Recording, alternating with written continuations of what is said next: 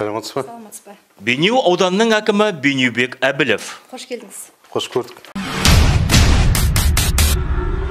Көңіл күйіңіз қалай? Жақсы. Сізге қояр 10 сұрағым бар. Қарсы емессіз ғой? Қарсы емеспін. Еңбек жолыңызды 1995 жылы осы Ақтау қаласының әкімдігінде маман болып бастадыңыз. Сол кездегі жас маман Бейнеубекпен қазіргі ел басқарып отырған әкім Бейнеубектің айырмашылығы бар ма? Жалпы не өзгерді? Өзгеріс әрине бар.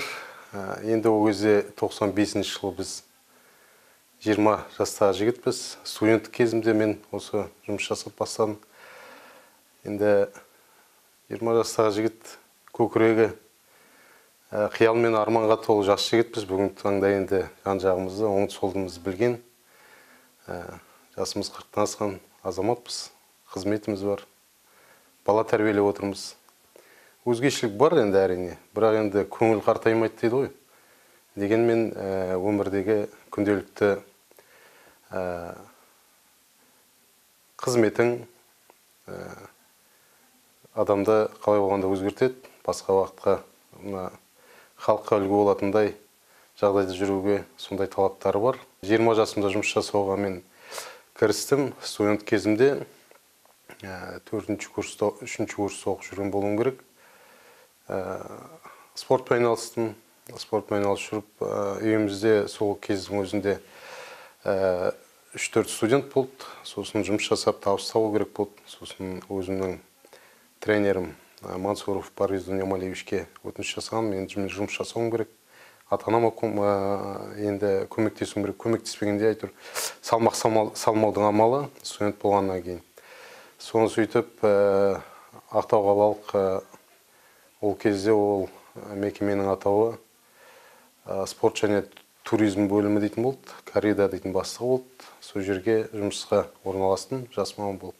Жыл жарымдай сол жерде жұмыс жасадым. Студент болып жүріп. Таңертең жұмысқа нешеде келесіз? Бізде енді ауданда бүгінгі таңда мемлекеттік қызметшілердің өзінің шектеулі мерзімі бар ғой. 9-да басталады, 6:30-да жұмыс уақыты бітеді. Дегенмен біздер жұмыс уақытымыз әкім болғаннан кейін де, болмаса барлық ауданға жауапты болғаннан кейін нормасы жоқ деп айтуға болады. Күні-түні біздер жұмыс жасауға дайынбыз. Ертең 8:30-да жұмысқа барам. Кешке 1-де 7-де, 1-де 7:30, 1-де 8-де. Ол енді жұмыстың көпшілігіне сондай темпіне байланысты. 2017 жылдың 25 қыркүйегінде аудан әкімі болып тағайындалған Бейнеубек Әбілов Бейнеу ауданына қандай өзгеріс әкелді? Енді менің алдымда Әзірхан Басшы Айжанағұл дейтін азамат 27 жыл ауданды басқарды. Мен барғаныма 2 жыл болды. 2 жылда аудан орталығына, ауданға не керек, біздер халыққа сұраныс, анкетирование жүргіздік. Ірі кәсіпорындардың басшыларымен келісіп, ауданға не керек деген сұраныс жолдадық. Кинотеатр жоқ екенін анықтадық. Жүзу бассейн жоқ екенін анықтадық. Көптеген қайғылы жағдайлар болған. Азаматтар балдары Ақтау қаласына келіп, теңізге түсіп, жүзу білмегендіктен, болмаса басқа да жағдайларда теңізге кетіп қалып жатқан жағдайлар бар.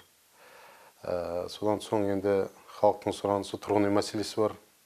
Союз тарағалы көп пәтерлі тұрғын үйлер салынбаған.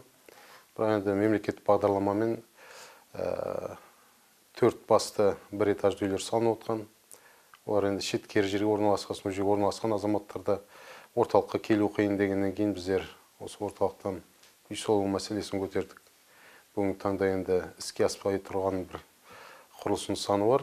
Дегенмен енді біздер қазір жобалық сметалық құжаттамасын дайындап отырмыз. 27 пәтерлік 3 блоктан тұратын 81 пәтерлі үйдің жобалық сметалық құжаттамасын дайындап жатырмыз. Келесі жылы бұйыртса сол сұраныс жолдап өтінішіміз қолдау табатын болса құрылыс салынады. Ауылдың кәсіпкерлерін жинап, кім қандай инвестиция құя алады, сондай сұраныстар жолдадық. Енді ішінде осы облыстық мәслихаттың депутаты, аудан көлемінде белгілі кәсіпкер Борашев Рабим дейтін азамат. Сол азамат мен бассейн салам. Ішінде тренажерный зал салам деп айтып, қазір енді стандартқа сәйкес 23 метрлік ауданымызда бассейн салынды. 500 шаршы метр болатын стрит воркаут зонасын салдырдық, мұз айдынын салдық. Мұз айдынында қыстың күні жастар, балалар келіп коньки тебеді. Қай әлеуметтік желіні пайдаланасыз? Және оны не үшін пайдаланасыз? Өзіңізді насихаттау үшін бе, әлде достарыңызбен қарым-қатынас жасау үшін бе, жоқ әлде басқалай себебі бар ма? Әлеуметтік желіде әр әкім белсенді болу керек, халықтың мұң-мұқтажын әлеуметтік желі арқылы біліп отыру керек. Сондықтан біздер бүгінгі таңда өзімнің тікелей Facebook желісінде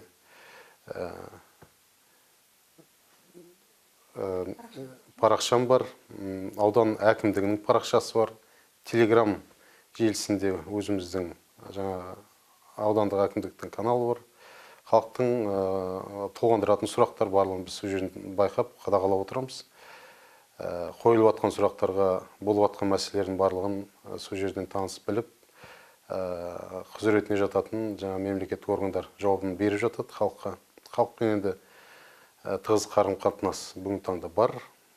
Қабылдаулар өткіземіз, енді ол тікелей міндеттеріміз ғой. Енді осындай халықпен жақын болу мақсатында әлеуметтік желіде біздер белсенді болуға міндеттіміз бүгінгі таңда. Үстел теннисін жақсы көреді екенсіз. Және ит асырайды екенсіз. Иттеріңіздің бағасы қанша?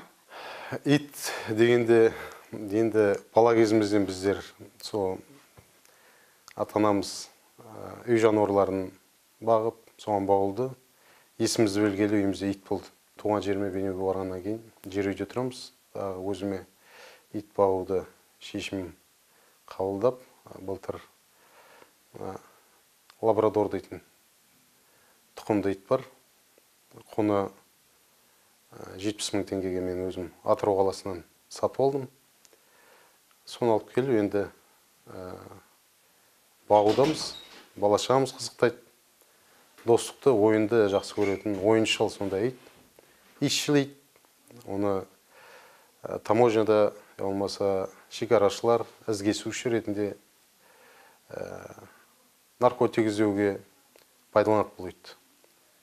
Бұл енді жалпы бір жақсы қасиеті собака поводырь дейді, соқыр адамдарға, болмаса естімейтін адамдардың қасына жолдас болуға жақсы. Сосын кішкентай балдармен ойнап, көңіл көтеруге өте жақсы тұқымдағы ит.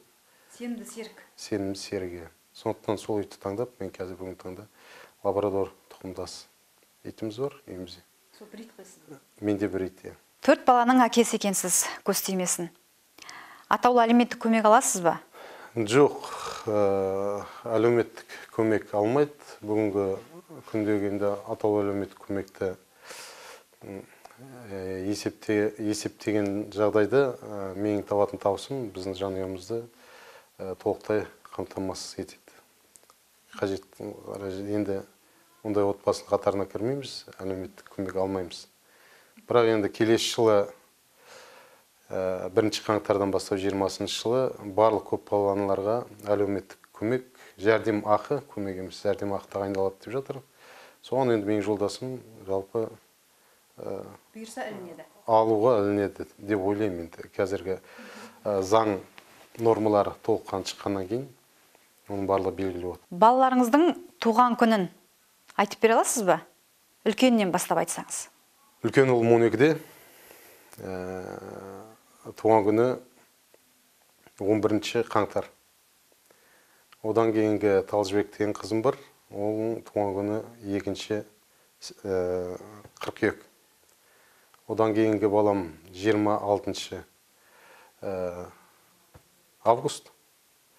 Содан кейінгі ең соңғы қызым сәуірдің 4 мекені, 3 мекен, 4 болу керек. Сәуір айын 4 болу керек, сол бейнеуге барғанда дүниеге келді 2018 жыл. Уәдені көп бересіз бе? Уәдені көп бермеймін, уәдені берсем, орындауға тырысамын. Былтыр біздің аймақта асар қайырымдылық акциясы өтті. Сол кезде сал ауруына шалдыққан 11 жасар Рауан Бектұрғанов есімді оқушыға үйінің қасынан бір бөлме салып беремін деп уәде етіпсіз. Сол іске асты ма? Уәдемді орындадым. Жерде қосымша бір бөлмесін салып бердік Рауанға. Жаңа жылда барған кезде жасаған өтінішін енді қыстың күні мүмкіндік болмады, бірақ 2018-дің жазында күн жылынғасын біз салып бердік. Енді оны әлеуметтік желіге шығарып жариялаған жоқпыз енді шындығына келгенде. Қазір қандай кітап оқып жүрсіз? Қазір енді әлеуметтік желіге сүйенеміз. Сосын өзіміздің ауданымыздан шыққан жазушылар бар, ақындар бар. Осы Нұргүл Маулина, Асылбек дейтін Жаңбырбаев, Айнахан Есет дейтін апамыз бар, Сәрсен Қадыр дейтін азамат бар. Көпшілігі сол азаматтардың кітаптары. Содан кейін кеше соңғы рет осы Төлеп ауылының 50 жылдығы болды. Сол жерде ауылға арнаған кітабы бар. Сол елдің азаматы Амантурлен Оңайбек дейтін ағамыз. Сол кісінің кітабын оқып, ауылмен танысып отырмын қазір, тарихымен. Есіміңіз өзіңіз басқарып отырған ауданмен аттас. Бейнебек деп кім қойды? Енді менің ата-анам Маңғыстау ауданында Ақшмар Оқызан дейтін елді мекен бар. Сол жерде туып өскен. Жұмыс бабымен әкем дәрігер. Маңғыстау ауданының орталық Шетпе селосында қызмет атқарып жүріп, осы ұсыныспен Бейнеу аудандық теміржолшылар ауруханасына бас дәрігер болып барды. 73 жыл аудан құрылды, Бейнеу ауданы. Сол жыл барғаннан кейін 75 жыл мен дүниеге келдім. Сол кездерде атамыз Әбіл деген кісі келіп, өзінің келінің аяғының ауыр екенін байқап, сосын енді мына Бекет атамыздың 5 мешіттің бір мешіті осы Ескі Бейнеу жерінде орналасқан. Егер дүниеге ер бала келіп жатса, атын Бейнеу деп қоярсыңдар деп, өзінің еліне кеткен. Соған енді ол кезде ата-анамыз ойланған, шынында станцияның атын қалай қоямыз баламызға деп. Бірақ енді үлкен кісінің айтқаны ол заңдылық, өздеріңіз білесіздер бұрындар. Үлкен кісінің айтқанын орындаған, атым сол Бейнеу деп қойған. Біздің тосын сұрақтарымызға тосылмай жауап бергеніңіз үшін көп-көп рахмет.